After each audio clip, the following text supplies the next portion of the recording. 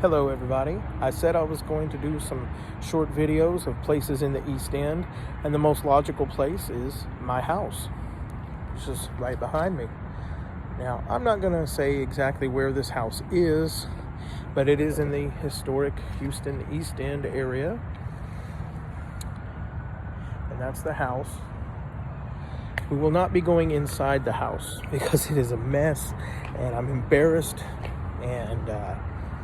But anyway, the house was built. My neighbor's dogs, so they won't ever shut up. The house was built in 1924 for the Wyatt family, and they shortly after World War II, they passed it to their daughters.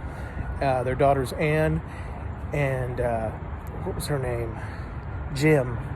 Not Jim like the guy, Jim like the precious stones or something, like a diamond or whatever. So Jim and Ann, they owned the house, co-owned it, I should say.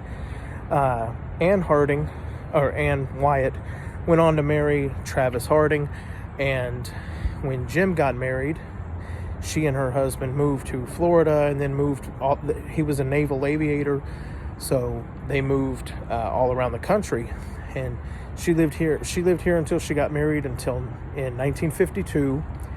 And the Hardings, Ann Wyatt Harding and her husband and their 3 children, they moved in and they raised their family here.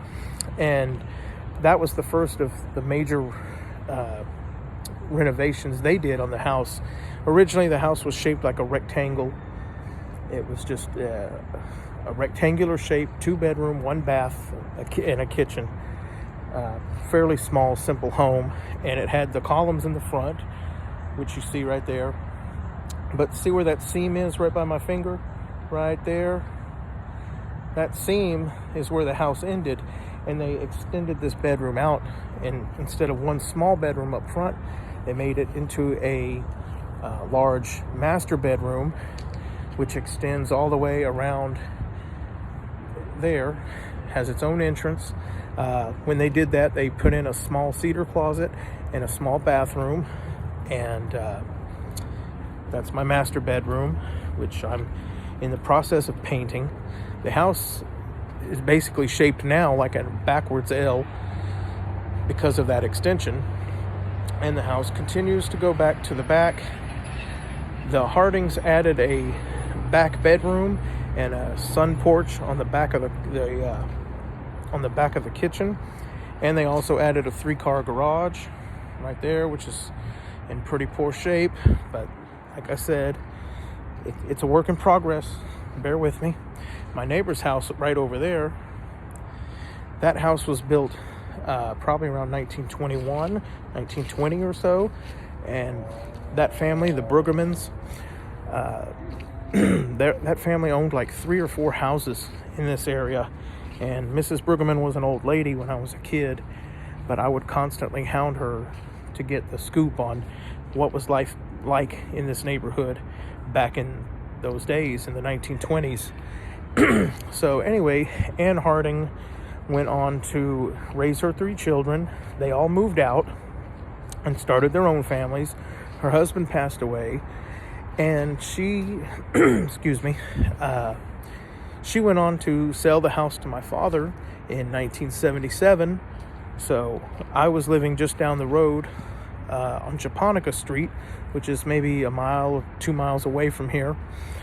And we moved into this house 1977 until my father passed away in 2018. And that's when my husband and I moved back in.